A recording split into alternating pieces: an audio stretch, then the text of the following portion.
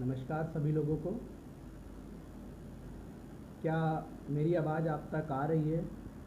अगर आवाज़ पहुंच रही हो तो कमेंट के द्वारा बता दीजिएगा।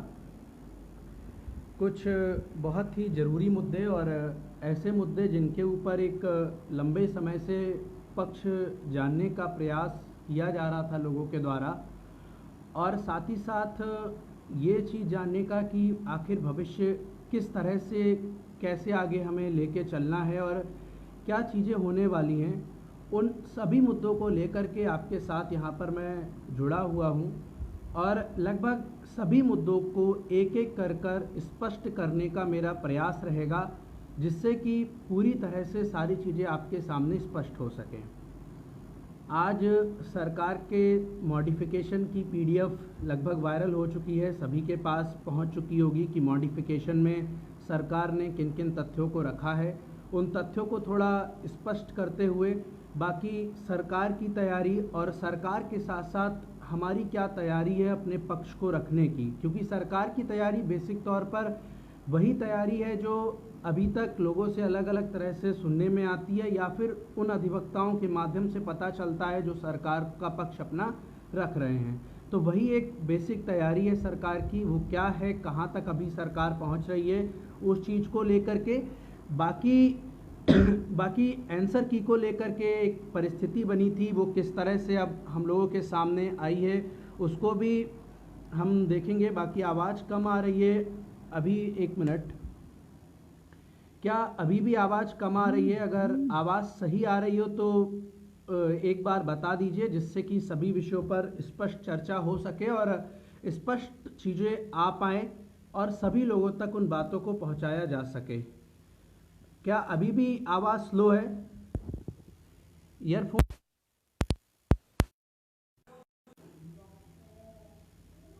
इस समय भी आवाज़ कम है क्या?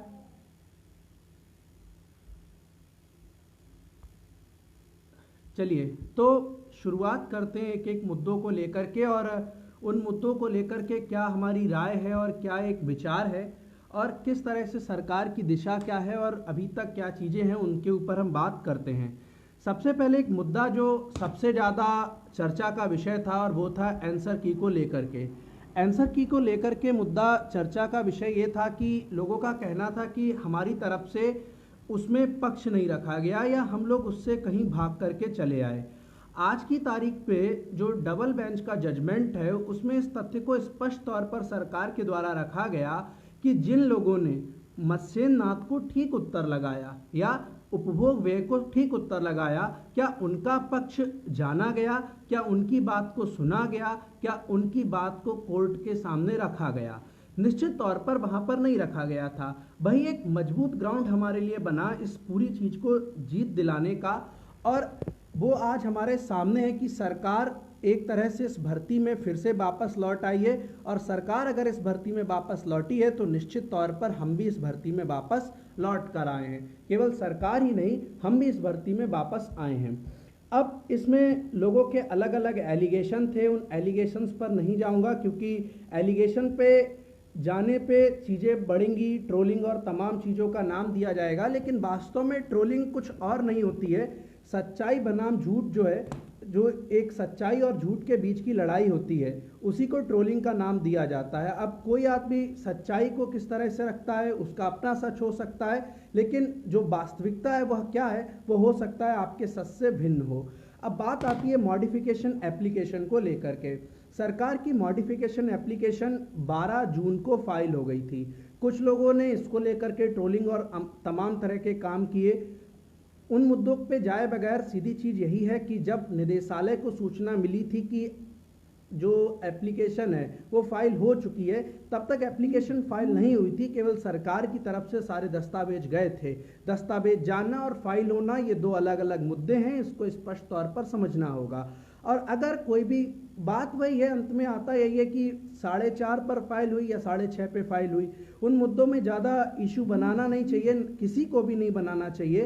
तो इसीलिए मैं ये मानता हूँ कि ठीक है, आज की तारीख में मॉडिफिकेशन एप्लीकेशन फाइल हुई और सामने आ चुकी है, रही बात डिफेक्ट की, डिफेक्ट को लेकर के अलग अलग तरह की राजनीति, अलग अलग तरह की चीज़ें हैं, लोगों की अपनी मंशाएं हैं। अगर डिफेक्ट नहीं रहा होगा, अगर डिफेक्ट नहीं रहा होगा तो जब ये मैटर लिस्ट होगा, लिस्ट में आएगी मॉडिफिकेशन एप्लीकेशन, तो उसमें डिफेक्ट के सेक्शन को खाली रखा जाएगा। यदि डिफेक्ट रहा होगा तो वैसी परिस्थिति में उस डिफेक्ट को वहां पर लिखा जाएगा। दोनों परिस्थितियां एकदम स्पष्ट और सामने होंगी। इसलिए इस चीज में हो हल्ला मचाना कि डिफेक्ट था या नहीं था क्या नहीं, मैं मानता हूं बचकानी हरकत है। अगर डिफेक्ट था तो सरकार ने दूर कर लिया, अगर नहीं था तो कोई बात नहीं, वो उसमें मैटर इतना करता नहीं है। अगर आप चाहें तो लड़ते भिड़ते रहें इसी मुद्दे पे कि डिफेक्ट था या नहीं था। अब बात कर लेते हैं कि आखिर मॉडिफिकेशन एप्लीकेशन में क्या चीज़ है। सबसे पहले आनंद कुमार यादव का केस, जो पूरी की पूरी भर्ती को लाने वाला केस है। इन दो भर्ती 68,500 और 69,000 का जनक है। ये आनंद कुमार यादव केस ही है जिसके वजह से आज 69,000 शिक्षक भर्ती और 68,500 भर्ती हुई थी। उसमें जो आरटी एक्ट है, राइट टू एजुकेशन, जो 2009, उसकी धारा 23 की उपधारा 1 एनसीटी को पूरी स्वतंत्रता देती है कि वो जैसा चाहे उस तरह से किसी को भी एलिजिबल बना सकती है शिक्षक बनने के तौर पर प्राइमरी में। धारा 23 की उपधारा 1 ही है वह जिसके द्वारा बीएड अभ्यर्थियों को एनसीटी ने 28 जून 2018 को इस भर्ती और पूरे प्राथमिक के लिए एलिजिबल किया है, ब्रिज कोर्स और तमाम चीज़ों को लेकर के। तो उसी धारा 23 की उपधारा 1 और धारा 2 के आधार पर शिक्षा मित्र बाहर हुए थे और 69,000 और 68,500 जैसी दो बड़ी भर्तियां हमारे सामने आई थीं। उसको आधार बनाया गया। उसके बाद भोला प्रसाद का वह ऑर्डर जिसमें 6 महीने में भर्ती करने की बात कही गई है, उसको ऑर्डर बनाया गया है। और ये जो 6 महीने में भर्ती करने की बात कही गई है भोला प्रसाद वाले ऑर्डर में, उसको लेकर के भी मॉडिफिकेशन एप्लीकेशन दायर की जा चुकी है और कोर्ट में मैटर जल्द ही हो सकता है लिस्ट हो। एक तरह से कह सकते हैं कि वह केस, जिस केस के माध्यम से भर्ती होने की दिशा में तीव्रता से गति मिल सकती है, उसको लेकर के भी शिक्षा मित्र मॉडिफिकेशन एप्लीकेशन फाइल कर रहे हैं और लगभग एक बार कर भी चुके हैं। लिस्ट नहीं हुआ था मैटर, आगे उनका प्रयास है कि लिस्ट हो जाए ताकि इस मैटर में बदलाव कराया जा सके जिसके आधार पर ऑर्डर आ रहे हैं या डबल बेंच का ऑर्डर आया था। तो उसके लिए भी लोगों को सजग रहना होगा। ये एक ऐसी जानकारी है जो जरूरी है और सबको पता होना चाहिए। इसमें स्पष्ट तौर पर 37,339 पदों को होल्ड रखने का सरकार ने विरोध किया है, जो कि लाजमी है, क्योंकि अगर बात 40-45 की जाए तो शिक्षा मित्र 32,629 ही शेष बच रहे हैं। चूंकि टोटल 40-45 पे पास होने वाले शिक्षा मित्रों की संख्या 40,647 है और अगर 40,647 शिक्षा मित्र किसी भी स्तर पर कभी भी 40-45 के पक्ष में ऑर्डर सिंगल बेंच का लागू हो जाता तो हम सब जानते हैं कि जितने भी रणधीर बनते हैं कि वह इस भर्ती के पुरोधा हैं, इस भर्ती को निकाल के लेके जाएंगे, वो दूर दूर तक नजर नहीं आते। मैं भी नहीं नजर आता, मैं उनकी भी बात कर रहा हूं कि वो भी नजर नहीं आते। तो इस चीज को यहां पर स्पष्ट तौर पर सरकार ने आज अपना पक्ष रख दिया है। 40,647 पद एक बड़ा अमाउंट हो जाता है, एक बड़े लोग हो जाते हैं और बहुत संख्या हो जाती है। जो 69,000 में रिजर्वेशन से लेकर के हर चीज को समझते हैं उनको ये बात अच्छी तरह से पता होगी कि ये कितना महत्वपूर्ण और गंभीर इशू है अगर इसको लेकर के दाएं बाएं 1% भी होता है। उसके साथ ही साथ 40-45 और 60-65 की जो लड़ाई है वो केवल शिक्षा मित्र अकेले उनके लिए नहीं है। भर्ती 2 मानकों पर संभव नहीं है। 40-45 अगर होता है तो 2,15,506 बीएड और बीटीसी भी इसमें आएंगे, ये तय है। और अगर वो आएंगे तो फिर भर्ती की स्थिति क्या होगी, कह लीजिए कि 3.5 लाख से ज़्यादा लोग पास हो जाएंगे और 3.5 लाख से ज़्यादा लोग अगर किसी भी परीक्षा में पास हो जा रहे हैं तो वो परीक्षा का औचित्य कुछ बचता नहीं है और ऐसी परिस्थिति को सरकार कोर्ट में रखने जा रही है। साथ ही साथ 2 भागों में भर्ती करने के भी पक्षधर नहीं है सरकार। इस चीज़ को सरकार ने स्पष्ट तौर पर कहा है। रिजर्वेशन को लेकर के चीज़ें फाइनल नहीं हो पाएंगी, डिस्ट्रिक्ट कैसे देंगे ये चीजें, और साथ ही साथ और भी तमाम मुद्दे किस तरह से पूरी तरह से जीरो हो जाएंगे, सरकार के पास कोई रास्ता नहीं होगा, उसको लेकर के भी सरकार ने इस मॉडिफिकेशन अपील में अपने आप को रखा है, अपना पक्ष रखा है। साथ ही साथ 51,112 पद खाली हैं। तमाम लोग कह रहे थे कि इन पे सीधे शिक्षा मित्रों को भरने की बात की गई है। मेरे भाई ऐसा नहीं है, उसको ठीक से अगर आप पढ़ेंगे तो करंट एक्सरसाइज की बात रखी गई है कि अगर सुप्रीम कोर्ट परमिशन देगा तो current exercise, current current exercise क्या है, भारांक का मुद्दा है और उनके उम्र की आयु सीमा में छूट है। अगर जो कि उन्हें दो ही भर्तियों में कॉन्जिक्यूटिव, जिसको सिमिलर और कॉन्जिक्यूटिव का अंतर रिजवान अंसारी को समझते समझते आज 2 साल हो गया और नहीं समझ पा रहे हैं कि कॉन्जिक्यूटिव और सिमिलर में क्या अंतर है, क्रमागत और समान में क्या अंतर है, वो समझने में जो रिजवान अंसारी जी को समय लग रहा है, उसी चीज को यहाँ पर दोबारा एक बार की एक और कॉन्जिक्यूटिव में मौका देंगे अगर कोर्ट चाहेगा तो। वो भी किनको, इन 32,000 लोगों को। और ये सब फिर से क्या, अब जो लोग अभी 60-65 पर पास नहीं हो पाए वो 40-45 के ही मेंटलिटी के साथ फिर पेपर में उतरेंगे और दोबारा भी कट ऑफ हाई रहेगा। तो एक तरह से सरकार ने उनके लिए पर्याप्त प्रबंध कर दिया है। पद सीधे देने सरकार नहीं जा रही है। यही कहा है कि ATRE 2019 जब पूरा हो जाएगा उसके बाद की परिस्थिति में ही यदि कोर्ट कहेगा तो हम इस परिस्थिति को आगे बढ़ाएंगे। अब बात आती है इस चीज को लेकर के कि मॉडिफिकेशन अपील में सरकार क्या पक्ष अपना रख सकती है, क्या चीजें हैं। देखिए, तुषार मेहता का ना होना, तुषार मेहता का जो हमारा 9 जून का ऑर्डर था, 9 जून को सुनवाई हुई थी, उसमें सॉलिसिटर जनरल नहीं पहुंचे थे। सॉलिसिटर जनरल रिवाइज्ड में पहुंचने की एक सोच थी उनकी कि हम रिवाइज में पहुंच जाएंगे, लेकिन केस पहले ही टेकअप हो गया और उसमें सीधे बहस आ गई और ऐश्वर्या भाटी मैम उसको उतना डिफेंड नहीं कर पाई। साथ ही साथ 37-339 पे उन्होंने भी अपनी सहमति जता दी कि होल्ड कर दिए जाएं। तो एक ऐसा ऑर्डर हमारे लिए आ गया जिसने भर्ती प्रक्रिया को पूरी तरह से बाधित कर दिया। लेकिन सरकार जब आज एक तैयारी के साथ जा रही है तो निश्चित तौर पर कुछ सकारात्मकता सामने नजर आ रही है। साथ ही साथ तमाम लोगों का कहना है कि 14 जुलाई की चीज को टारगेट किया जाए, लेकिन मेरे भाई इस मॉडिफिकेशन अपील के ऊपर भी हमारा काम अपनी दिशा में सकारात्मक तौर पर चल रहा है। सारी चीज़ों को लोग सीधे 14 जुलाई से जोड़ करके अकाउंट और याची और तमाम चीज़ों में पड़े हुए हैं। हमारा मानना है अगर मॉडिफिकेशन अपील सही तरह से पक्ष रख दिया गया, क्योंकि केस की मेरिट अभी तय नहीं हो पाई है, कोर्ट अभी नहीं समझ पाया है कि ऐसे शिक्षा मित्र नहीं है जो धारा 23 की उपधारा 1 के अधीन यहाँ पर काम कर रहे हों। आनंद कुमार यादव के बाद उन सबको हटा दिया गया है। ऐसे में ऐसा कोई भी शिक्षा मित्र हमारे पास नहीं है जो शिक्षा मित्र सहायक अध्यापक के तौर पर कार्य कर रहा हो, और अगर वह सहायक अध्यापक नहीं है ऐसे में उसके पदों को रिजर्व करने के लिए सरकार गई है और कहेगी कि उनको रिजर्व करने की जरूरत या होल्ड करने की कोई जरूरत नहीं है।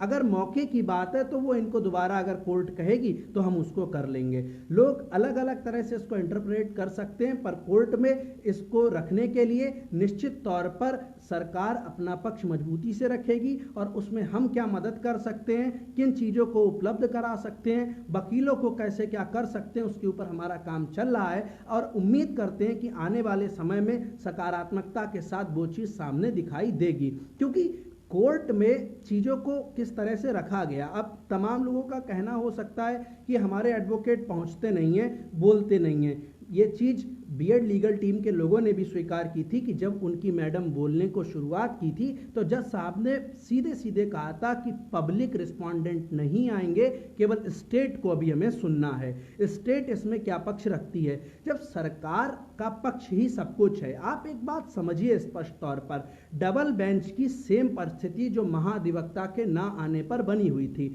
डबल बेंच में बीएड लीगल टीम की तरफ से प्रशांत चंद्रा सर को किया गया था, जो सरकारी वकील थे, सरकार की तरफ से वकील थे सिंगल बेंच में। उन्होंने एजी के आने से पहले, एडवोकेट जनरल के आने से पहले, राघवेंद्र सर के आने से पहले भी बहस की थी, लेकिन उस पूरी बहस का कोई भी मतलब नहीं निकला और उन्हें फिर से अपने पक्ष को रखना पड़ा।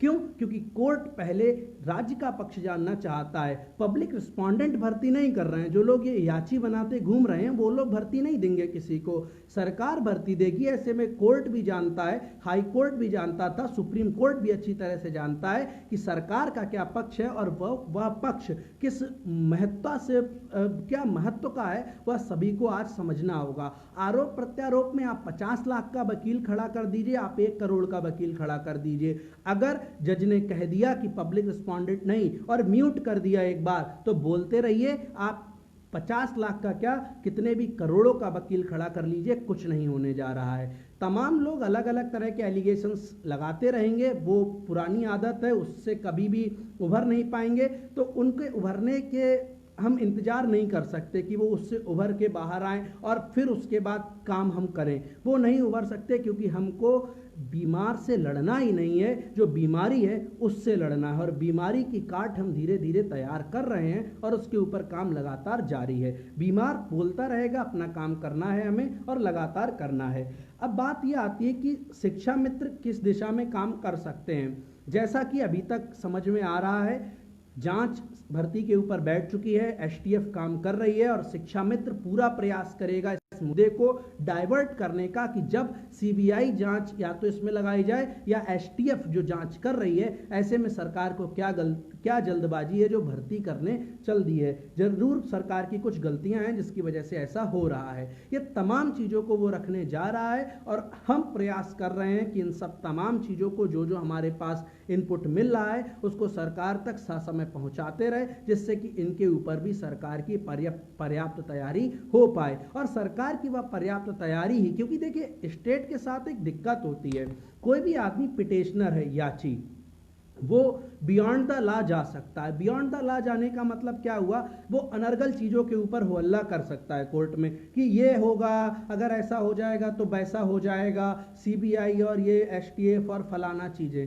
सरकार को बियॉन्ड द लॉ जाने की एक परमिशन ही नहीं है, वो एक जो भी लॉ है उसके अंदर ही काम कर सकती है।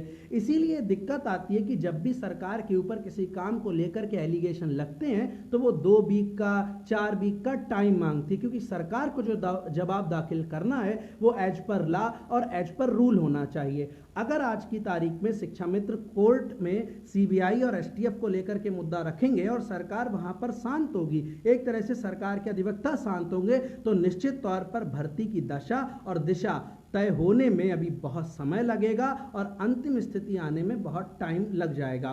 तो ऐसे में हमारा प्रयास है और टीमों से भी निवेदन है, उनके जहाँ जहाँ तक पहुँच है वहाँ तक इस बात को पहुँचाएं कि वर्तमान की ज़रूरत है सरकार इन मुद्दों को लेकर के तैयार हो, कोर्ट में केवल वीक का समय लेकर के ना भागे, ताकि किसी भी तरह की समस्याएं हम सबके सामने फिर से उपस्थित हों, फिर से हमें दिक्कत पैदा हो पाए। इस चीज़ को हमें अच्छी तरह से समझना होगा और हर उस आदमी को जिस भर्ती में लगा हुआ है, चयनित है और चाहता है कि नौकरी उसको मिल जाए, क्योंकि आरोप और प्रत्यारोप लगा लेने से भर्ती यदि हो जाती तो मुझे लगता है कि डबल बेंच में बहुत पहले भर्ती हो चुकी होती। डबल बेंच से पहले भी केवल हम आप बैठ लेते, एक दूसरे के ऊपर आरोप लगा देते और कहते कि अब भर्ती की दिशा और दशा तय होना शुरू हो चुकी है।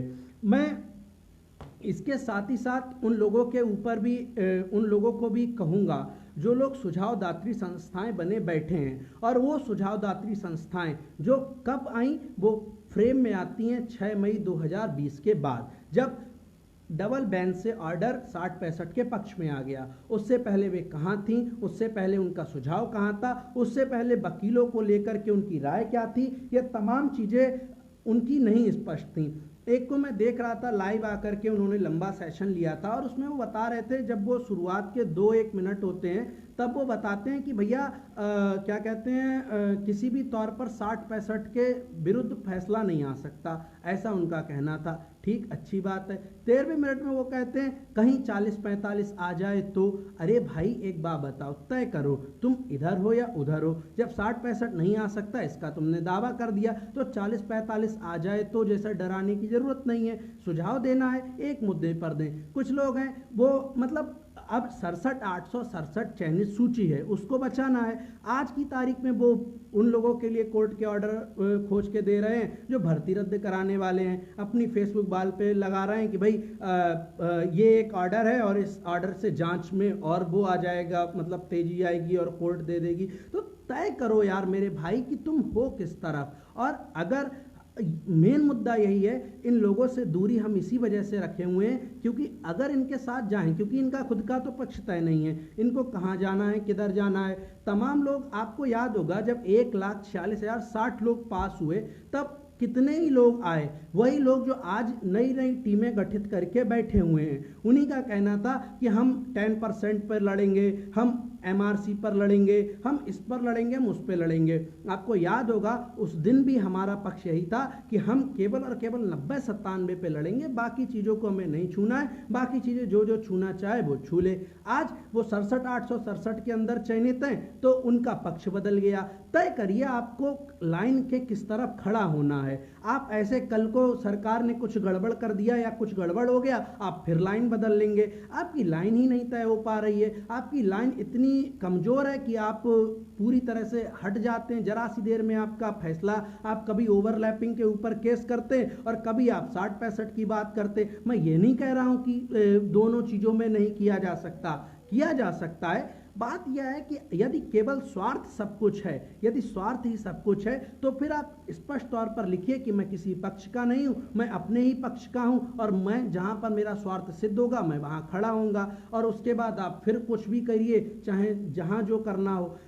तय लोगों को गुमराह मत करिए। गुमराह करना बहुत बड़ा अपराध है, क्योंकि गुमराह करने से लोग निश्चित तौर पर आपके पक्ष में आ सकते हैं, आपके समर्थन में आ सकते हैं। कल को आप भाग लेंगे क्योंकि आपका तो स्वार्थ सिद्ध नहीं हो रहा होगा और वो बेचारे आपके पीछे खड़े रह जाएंगे। और नेता भाग गया तो जनता की तो कुटाई होती है, ये इतिहास गवाह है। और धरने प्रदर्शन में भी हम देख चुके हैं, कई चीज़ें ऐसी हुई थी। तो इसलिए इन चीज़ों के ऊपर काम सही से करिए, ये बहुत ज़रूरी है और बहुत एक तरह से मतलब इम्पॉर्टेंट है ये कि लाइन तय करना। एक लाइन बनाइए और उसको फॉलो करिए। कुछ लोग ट्रोलिंग को लेकर के बड़ा दिक्कत में रहते हैं कि भैया ट्रोलिंग हो रही है उनकी। देखिए ट्रोलिंग कुछ नहीं है, सच्चाई बनाम झूठ ही ट्रोलिंग है। ट्रोलिंग अगर सच्चाई बनाम झूठ पे हो रही है तो मैं उसे सकारात्मक कहूँगा। झूठ पहुँचाना सबसे बड़ा जहर देना है समाज को। और कोई भी यदि झूठ पहुँचाया जा रहा है किसी भी तरह से, तो उसके खिलाफ सच को खड़ा होना चाहिए और हर बार खड़ा होना चाहिए। फिर उसे आप ट्रोलिंग का नाम दें या जो चाहें वह नाम दे दे, कोई दिक्कत की बात नहीं है पूरी तरह से। कुछ लोग जमीनी संघर्ष को लेकर के बड़ा प्रश्न चिन्ह उठाते और मुझसे पर्सनल कह रहे थे कि तुम यार घर पर बैठ करके ये कर रहे हो, जमीनी संघर्ष करो। देखो मेरे भाई, सॉलिसिटर जनरल अभी पक्ष रखेंगे सरकार का। सरकार किस दिशा में जाती है किसी को नहीं पता है, क्या होता है कोर्ट से किसी को नहीं पता है। फिर से SCRT पर धरने की आवश्यकता पड़ सकती है इस भर्ती में आने वाले निकट 6 महीनों के अंदर। ये बात स्पष्ट तौर पर बता रहा हूँ। और धरने की जब बात आएगी तो इतिहास, भूगोल जो भी उठा पाओ उठा के देख लेना। ज़मीनी संघर्ष की जो ज्ञान है वो हमको तो देना आप कम से कम भूल जाएंगे, और लोगों को फिर आप इसे मुफ्त ज्ञान को बांटिए, मुझे ज़रूरत नहीं है फिर उसके बाद। क्योंकि बात जब आती है ना कि टकराव की, तो टकराव पे लोग भाग जाते हैं। ये मेरे पास उदाहरण SCRT के धरनों के हैं। तमाम लोग उस टकराव में, जब पुलिस लाठियां लेके खड़ी थी, आंसू गैस के गोले थे और सामने गाड़ी खड़ी हुई थी और भरने ले जा रहे थे, तब लोग कैसे पीछे दुबक दुबक के बैठे थे और पन्नी ऊपर डाल के, बरसात भी बंद हो गई थी तब भी पन्नी ऊपर डाले थे। उन लोगों के फोटो आज भी हमारे पास हैं। मैं नहीं चाहता उन फोटो को सामने लाया जाए, क्योंकि अगर उन फोटोज को सामने लाया जाएगा तो आपकी जमीनी संघर्ष की, आपकी लाठी के डर की, आपकी आंसू गैस के गोले की डर की कहानियां लिख जाएंगी और उन कहानियों की तरफ ना जाया जाए। मुझे यही सबसे सकारात्मक और सही लगता है। दूसरा ये मुद्दा कि टारगेट, भाई टारगेट किसी को नहीं करना है। जब तक आप नहीं करेंगे हम शांत रहेंगे। जिस दिन टारगेट कर दीजिएगा उस दिन दिक्कत पैदा होगी निश्चित तौर पर। लोगों में भ्रम फैलाना बंद करिए। सबसे सकारात्मक और सही चीज़ है सही सूचनाओं को पहुंचाना। और हमारी तरफ से आज यही है कि हम मॉडिफिकेशन अपील में जितना सकारात्मक सरकार के साथ मिलकर के काम कर सकते हैं उसके ऊपर काम कर रहे हैं, क्योंकि मॉडिफिकेशन अपील पहले है, 14 जुलाई बाद में है। याची लाभ को लेकर के पैसे का जोड़ना, उनको लेकर के अकाउंटों का जारी करना, ये सब काम अभी हम इस वजह से नहीं कर रहे क्योंकि हमको लगता है कि शायद मॉडिफिकेशन अपील में भी दिशा और दशा तय हो पाएगी। नहीं होगा तब आगे का विकल्प वही बचा है और हम उसी पर काम करेंगे। लेकिन बात यह है ना कि अभी जो सीढ़ी है, हम नहीं, हम मॉडिफिकेशन अपील को पूरी तरह से खारिज नहीं मान सकते। लोग जो 14 जुलाई की सीधी प्लानिंग कर रहे हैं, अकाउंट उनको जारी करना है, वो लोग सीधे 14 जुलाई को सब कुछ माने बैठे हैं। और ये दिक्कत है उनके साथ कि वो 9 जून के बाद सरकार को जीरो समझ बैठे हैं। हम आज भी मानते हैं कि अगर सब कुछ सकारात्मक हो गया तो जून में भर्ती की दिशा दशा तय हो पाएगी, 67,867 की दशा दिशा तय हो पाएगी। बाकी और तमाम मुद्दे अलग अलग हैं, आप प्रश्न कर सकते हैं, उनका जवाब मैं आगे 10 मिनट के अंदर देने की कोशिश करूंगा। और जो भी प्रश्न हो आप पूछ सकते हैं। यदि किसी भी चीज को लेकर के दिक्कत रह रही हो, बातें हों, क्योंकि आपके कमेंट किसी कारण से शायद ना आ पा रहे हों,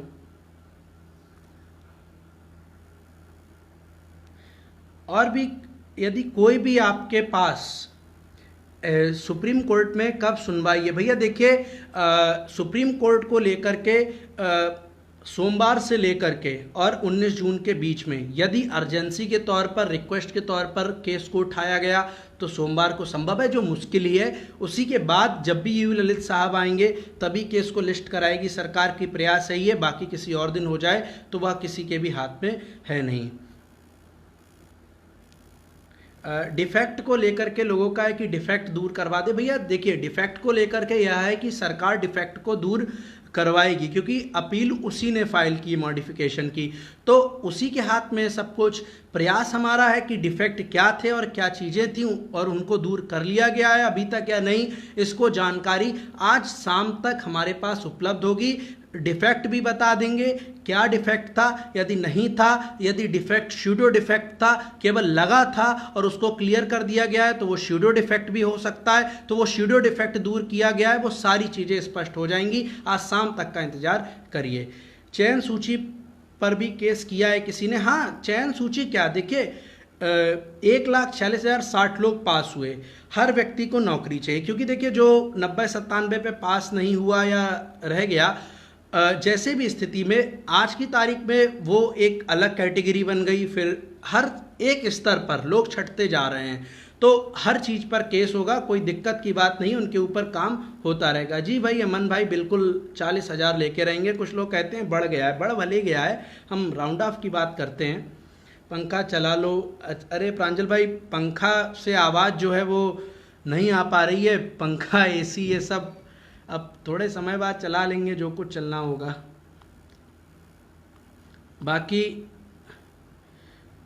और किसी के भी मन में कोई भी चीज़ है यदि, तो उसको बता दीजिए। ईडब्ल्यूएस केस का क्या मैटर है, भैया सरकार से जवाब मांगा गया है, सरकार उसको लेकर के जवाब देगी। 51,112 सीट ऐड होंगी क्या? मैडम ऐड नहीं होंगी, वो सरकार ने स्पष्ट तौर पर लिखा है एटीआरई 2019 के बाद उसके ऊपर काम हम करेंगे और उस भर्ती को करेंगे, तो वो भर्ती आने वाली है, अभी नहीं। 6 महीने में धरने की जरूरत क्यों? भैया देखिए, हम सारी चीज़ों को सकारात्मक नहीं मान सकते हैं। ऐसी परिस्थिति में आगे के भविष्य के लिए मैं बता रहा हूं कि कुछ भी करना पड़ सकता है और उसके लिए हमें तैयार रहना पड़ेगा। मैं केवल इस चीज़ को कह रहा हूं। भाई मॉडिफिकेशन में बीटीसी लीगल टीम अपना वकील उतारेगी नहीं। देखिए पहली बार ऐसा हुआ है जब सरकार को भी सही से सुनने का समय आया है, तो पहले सरकार अपना पक्ष रखने की कोशिश करेगी और जो रखा भी जाएगा, क्योंकि अब अपील लेके सरकार पहुंची है तो सरकार को पहले सुना जाएगा, और जब सरकार को पहले सुना जाएगा उसके बाद जज जिसे जिसे परमिशन देंगे उस हिसाब से काम आगे बढ़ता जाएगा, ऐसा मेरा मानना है।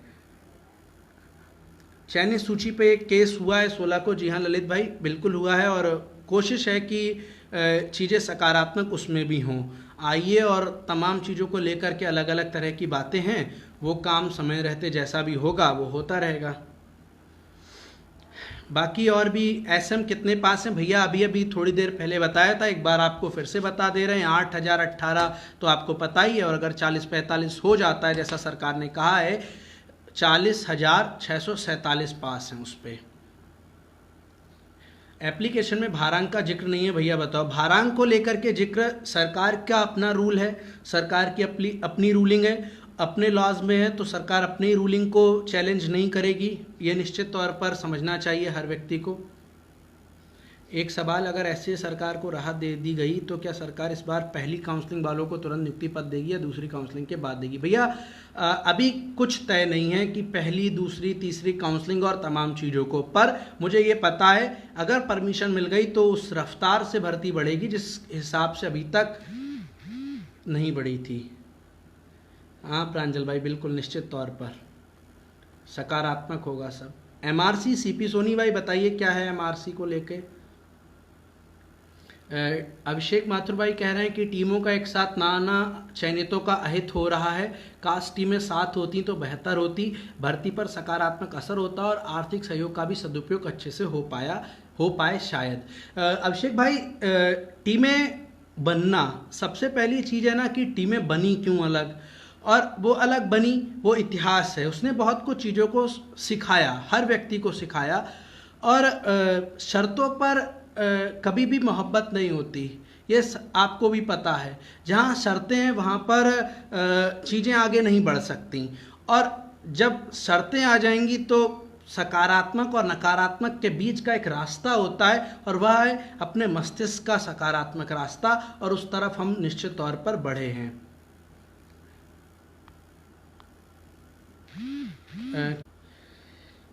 क्या एससी में राहत मिलेगी तो भर्ती पूर्ण हो जाएगी जून में? भैया निश्चित तौर पर हो जाएगी।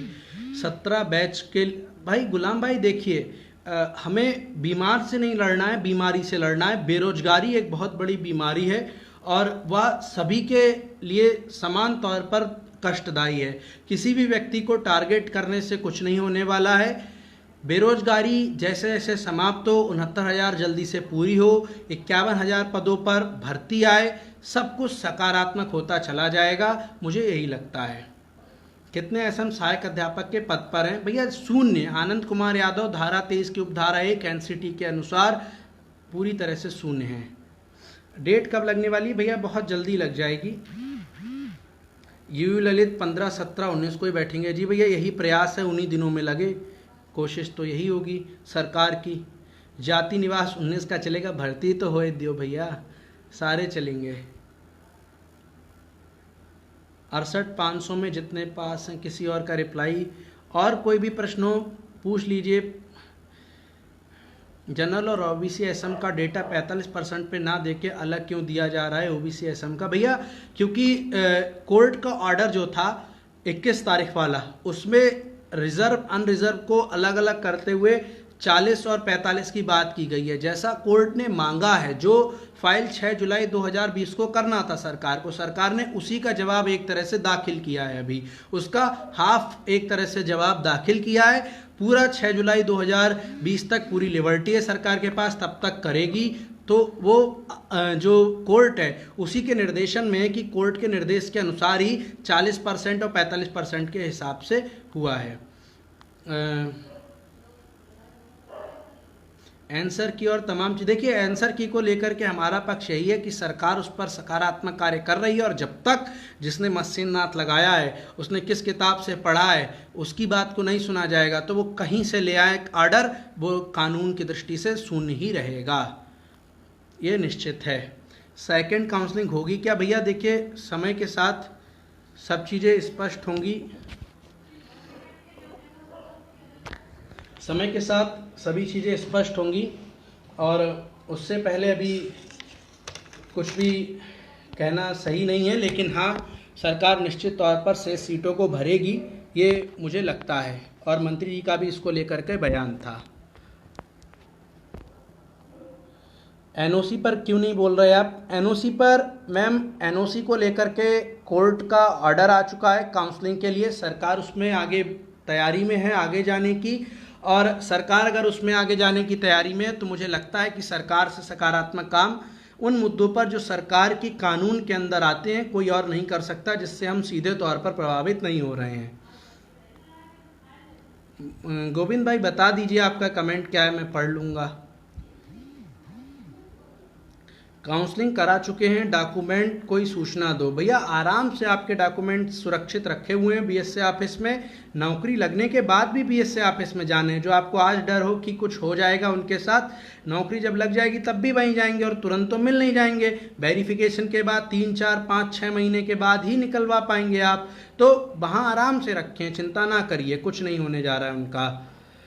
जहाँ भी रखें बहुत सुरक्षित रखें। आपके पास आपका पर्चा होना चाहिए जिसके हिसाब से वो डॉक्यूमेंट आपने दिए हैं उनके लिए।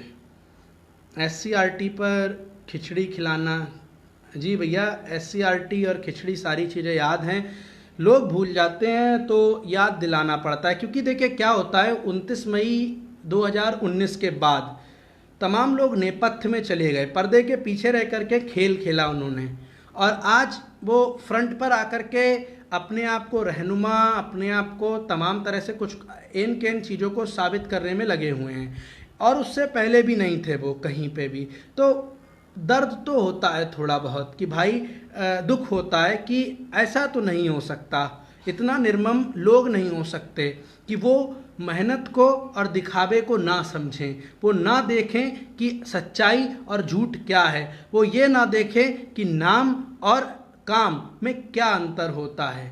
मुझे ये लगता है भाई अब कितना संघर्ष बचा है, बहुत किनारे पर खड़े हैं और एक धक्का लगेगा और अंदर हो जाएंगे पूरी तरह से हम भर्ती के। भाई सर्टिफिकेट नंबर की जगह सीरियल नंबर भर गया है, कोई दिक्कत तो नहीं होगी। शुभम भाई आप ये बात मुझसे कई बार पूछ चुके हैं, आपको उत्तर वही मिला है, मेरिट जिन चीज़ों से प्रभावित नहीं होगी उन चीज़ों पे कोई दिक्कत नहीं आएगी।